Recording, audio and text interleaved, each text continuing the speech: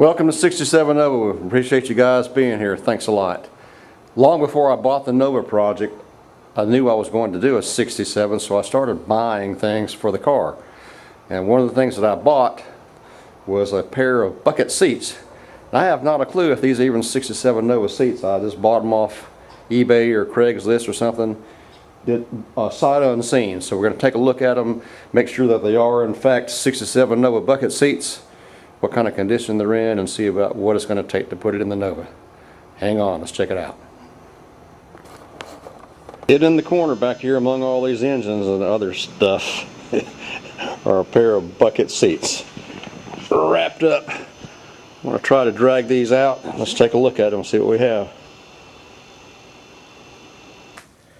I dug one out of the pile. I think this is the driver's side. The difference between a 66 and a 67 bucket seat, as I recall, because I had a 66, is the 67s had a latch on the side, and the seat back actually locked in place, where the 66 is just folded without a lock. So I pulled this one out right here. I think underneath all the cellophane wrap I see what I believe is that latch, which would indicate a 67 Nova seat. So let's open the packaging and see what we have.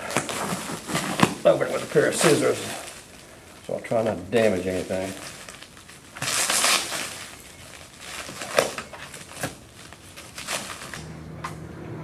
Okay, got the packaging off. It does have the latch here like I hoped.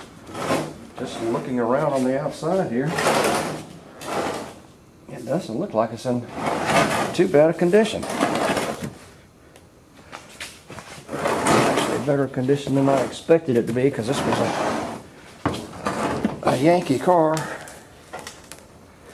Underneath it looks good.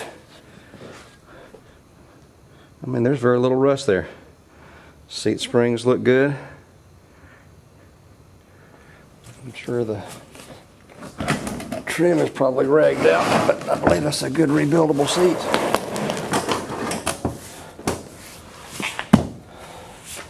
Looks great, and it looks like a 67 Nova bucket.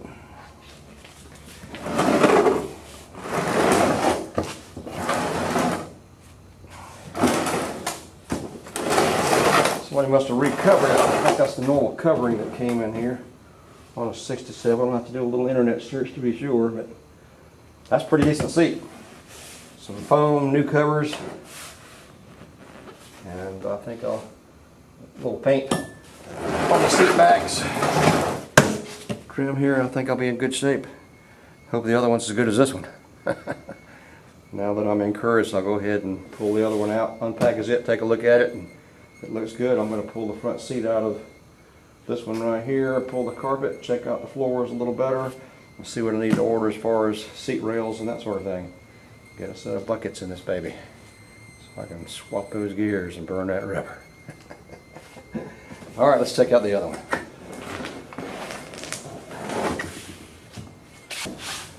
Okay, I got the second seat unpackaged. And it has the latch for the door, for the seat back on the opposite side, so that's a good sign. Underneath, a little rust here, but it's surface rust. Yeah, it's very solid. Springs look good. Even has the trim, and let's see what it looks like on the inside. Again, not bad. A decent pair of seats. Seat foam, take the plastic and metal and recover. And I think we'll have a nice pair of bucket seats. I'm a happy man. 67 Nova bucket seats are hard to find. I'm a happy man. All right, let's pull out the front seat in the Nova and set one in there and play. I want to see what it feels like. I love bucket seats. Too cool.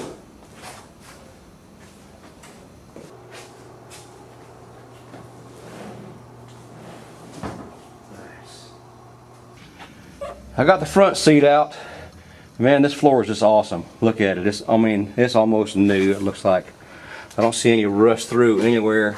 I see a little bit of surface rust right there where your feet sit.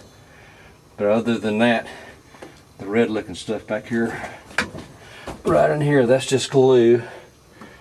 Going here and across over there, that's just some kind of glue. But other than that, these floors are absolutely awesome. So I'm going to go ahead and pull out the back seat and the rest of the carpet and see if we have any surprises back there. But right now, this is looking awful good for a 67 Nova.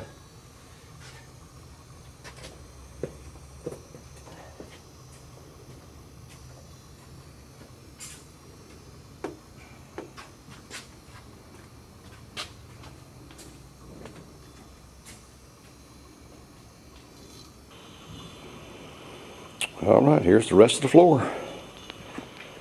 Man, it looks good. And other than just a little spot or two of surface rust, these floors are clean in really good shape. Makes it a whole lot easier to build when you're not spending a lot of time and money and effort. That's dirt. Again, dirt. Time, money, and effort. Doing floors and rocker panels and all the other body work you normally have to do. The camera lady, aka classic car restoration chick, is going to work on the floors. She's taking that seam sealer right now, and then she's going to hit the rust spots with some sandpaper and do a little general cleaning and prepping the floors today. Keep working, chick. I'll give you a break to make lunch.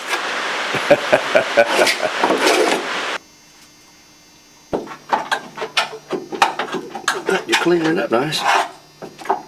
Yep. My battery box rotted away, as they typically do, and also got into the panel below it, so I went ahead and called Chevy 2 Only, now known as Classic Industries, I believe, and ordered those 2 repair panels. Stampings look really nice. That's the battery tray, and below it here is the replacement panel.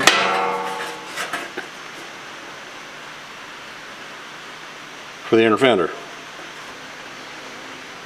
Also, I want something to drive, so I'm getting back on the Nova. It's going to be a lot shorter project than the Javelin is right now. I'm going to put the Javelin on the back burner. I'm converting this over to a 4-speed. It's a Power Glide automatic now. So again, I ordered clutch pedal assembly, the special brackets. Chevy 2s have V8s have special engines. They're drilled for the ball stud for the Z-bar. Since I'm putting in a 350, a later model 350, it doesn't have those items. So this is the attachment kit to hook the Z-bar up, clutch pedal assembly. There's the fork right there. Clips, locks, pedal pads, all that sort of thing. I've got the hump and some other items coming in too. So I want to go ahead and get that conversion to the 4-speed started. And in addition, I've decided to go ahead and get started on the 383.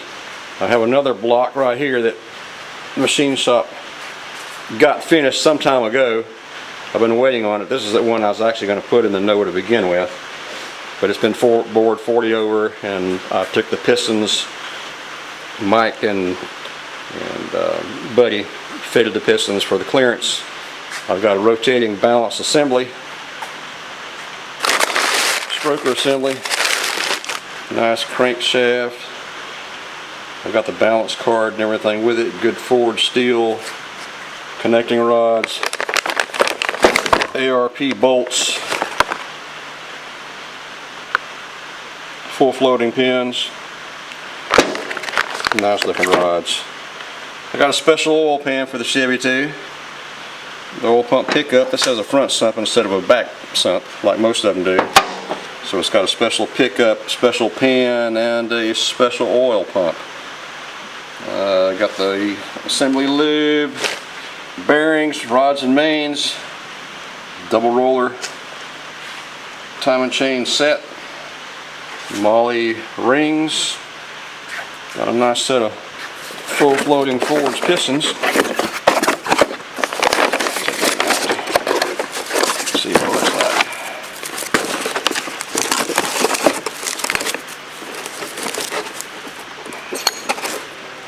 like. Nice well-made pistons, flat tops, disc for the valves. We'll take a closer look at all that. And camshafts running out the yin yang. I think this one is a 350 hydraulic, maybe a couple of cement cams, 1103, 1105s, and I think I've got some more on the shelf over there somewhere else, so we'll make a decision on the cam later as we go. So anyway, the plan is to get started on the 383, the 4-speed changeover conversion, and Tina will work on the floors, getting those prepared. I'm also going to pull this 350 off the engine test stand to make room for the 383 that I'm going to build. And I guess we'll just get started. Stick with us. It's one of the reasons, this is the reason I like Mike and Buddy to do my machine shop work. Got perfect crosshatch pattern on the cylinder walls, honed to size to match the forwards pistons that I'm going to put in. Got nice brass freeze plug. Very clean, exceptionally clean 4-volt main block. Unfortunately, I've got to make it nasty now. I've got to start grinding, clearancing the crank, and we'll start chasing the threads also. Take this pretty job and make it nasty, but we'll clean it up real nice once we get it clearanced and start the build.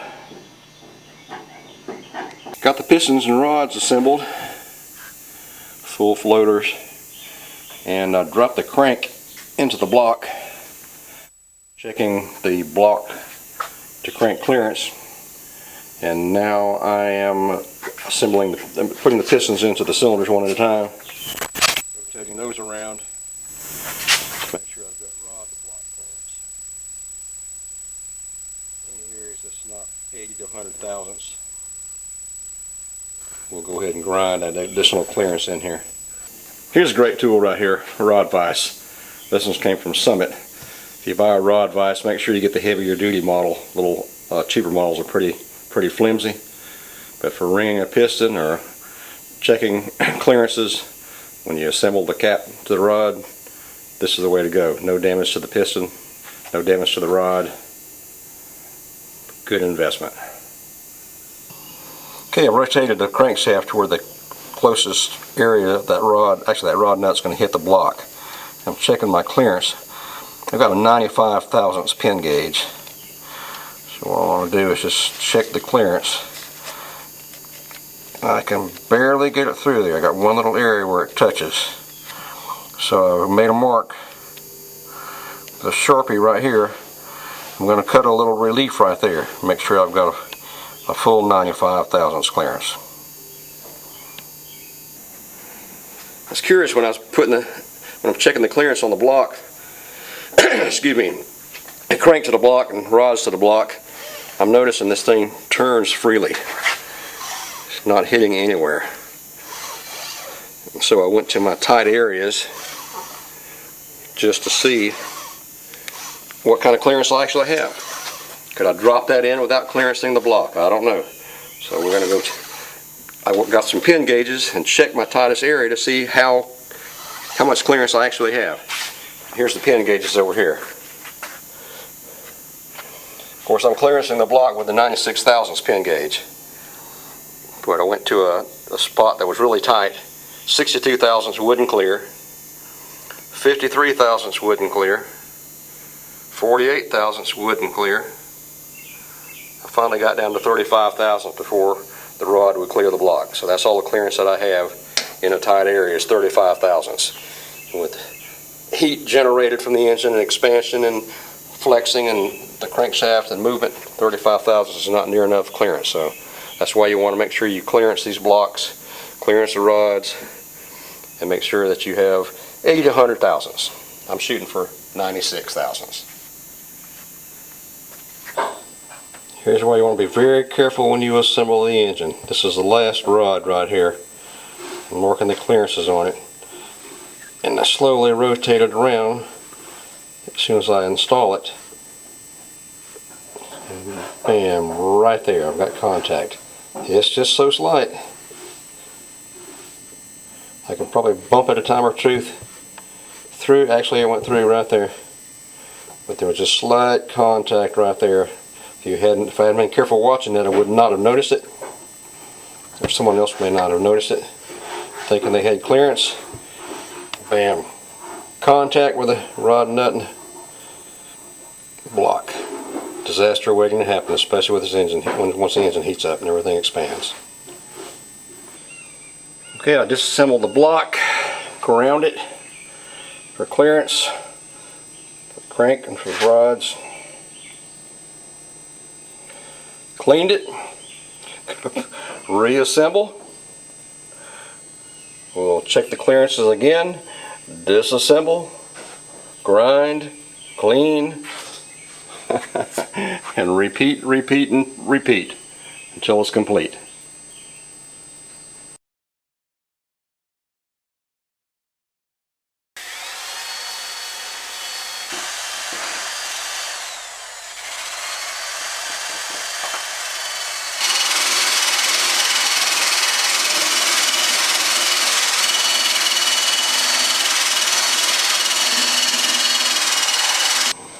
Alright you guys, this is what a real chick looks like. This is what a real chick looks like. Covered in dirt from head to toe.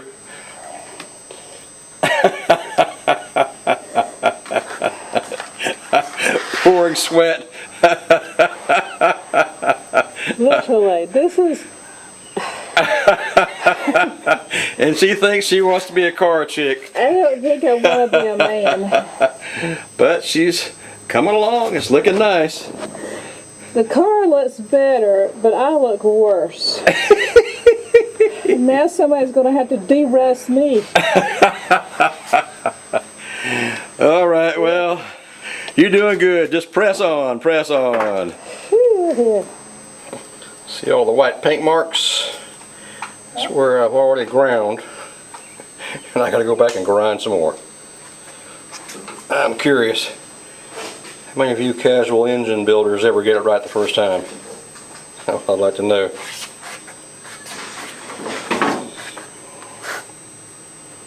So essentially we're starting over except right there at the top of the block where the oil pan goes. There's plenty of clearance there. Alright, grind, clean, reassemble, check it again.